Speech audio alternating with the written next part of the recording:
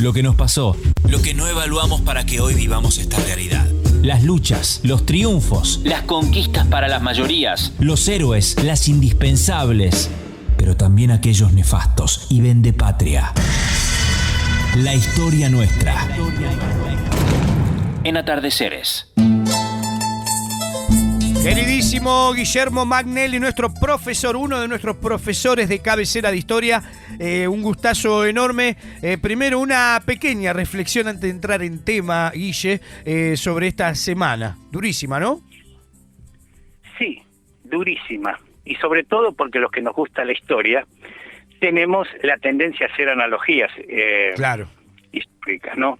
Entonces uno se acuerda de un señor en Alemania de bigotito, Sí. y lo compara con un señor de peluca, ¿no? Esas cosas de cosmética. Sí.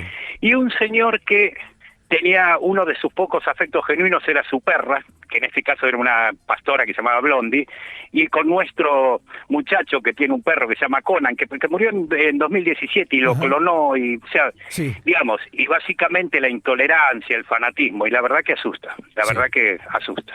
Bueno. Pero bueno. Hay tiempo hasta el 22 de octubre para revertir, ¿no?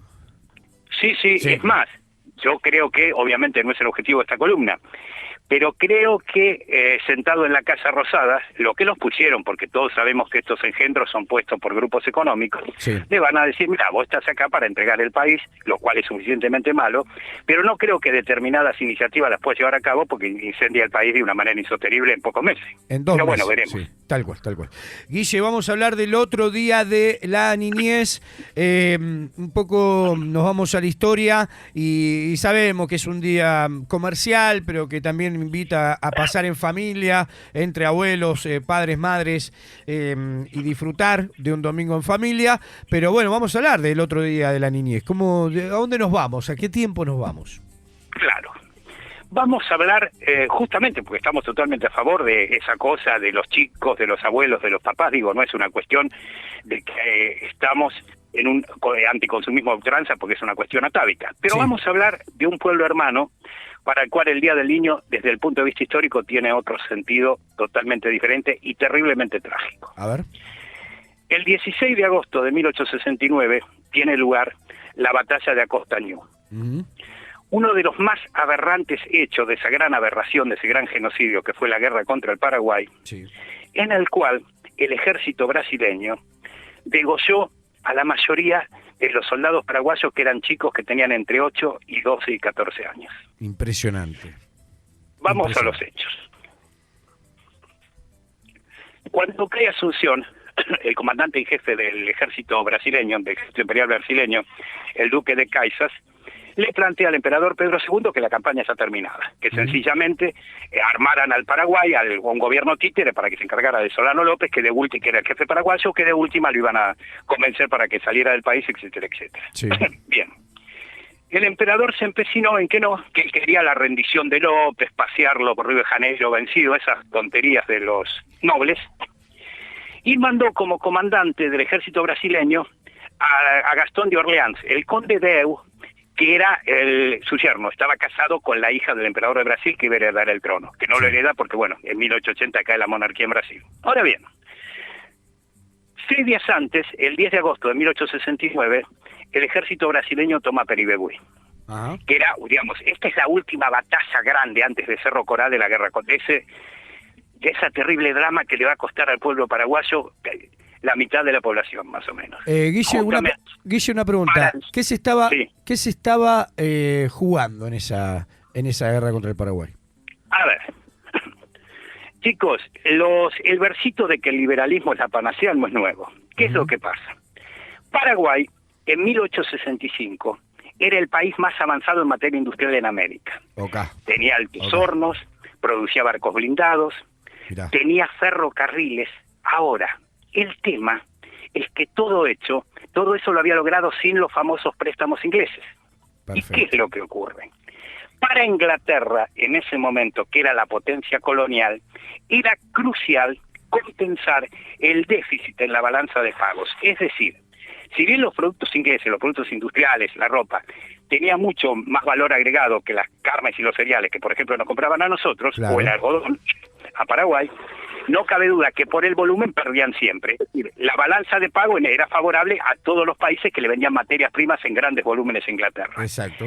Entonces, ¿Inglaterra qué hacía? Presionaba a todos los gobiernos sostenidos por eso para que aceptaran préstamos totalmente ruinosos, cosa que de esa manera compensar con los intereses de esos préstamos el déficit de la balanza de pago. Deuda externa.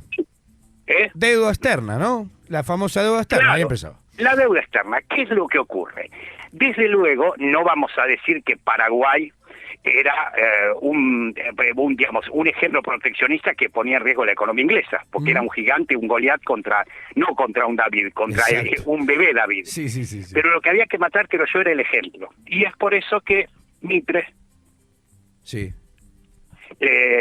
Venancio Flores, el uruguayo, y los brasileños se unen justamente a raíz de un conflicto, pero ese conflicto sostenido por Inglaterra, porque es una guerra que se hace para el objetivo inglés de, ¿cómo decirlo?, de matar en el huevo cualquier intento proteccionista. ¿Se entiende? Sí, claro. Paraguay, en 1865, demostraba palmariamente que no hacía falta los préstamos ingleses para desarrollarse. Claro. Ese es el tema. Exacto. Ahora, vamos a los hechos. En 1869, Paraguay está vencido.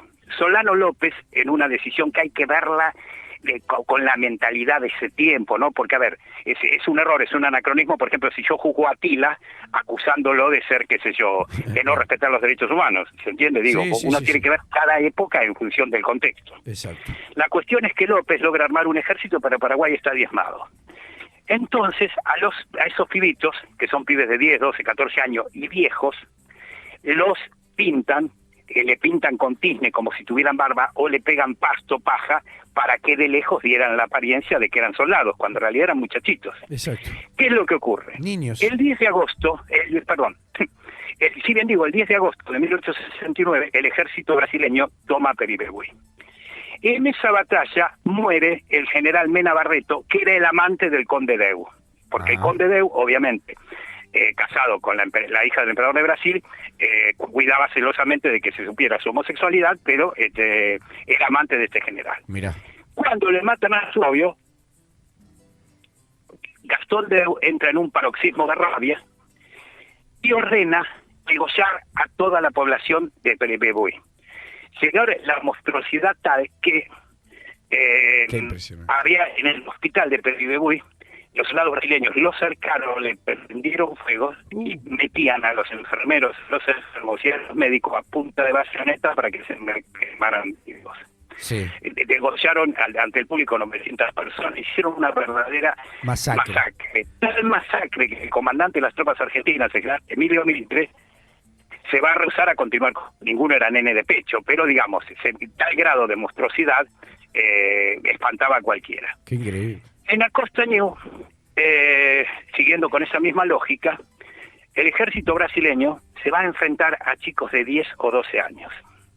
Y cuentan, inclusive viajantes brasileños que estuvieron ahí, viajeros, para ser más exacto, espantados, cómo pibitos de 10, 11 años se aferraban a las botas de los soldados pidiéndoles que no los maten y les cortaban la garganta.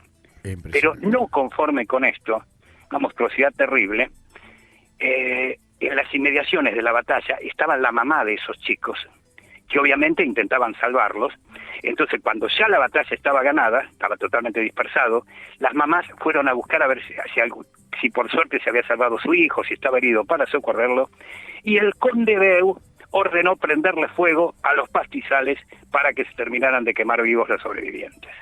Esa es la historia de una batalla que los brasileños le llaman la batalla do Campo Grande, y que es una de las monstruosidades más grandes ocurridas en esa guerra monstruosa que fue la guerra contra el Paraguay, y que el pueblo paraguayo festeja todos los 16 de agosto como el Día del Niño Mártir.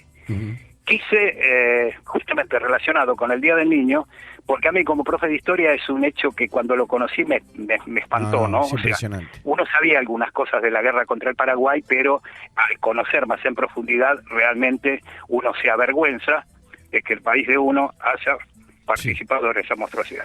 Y aparte, Guille, te agrego, una de las heridas que tiene la historia de América Latina, sin duda, ¿no? Nuestra patria grande.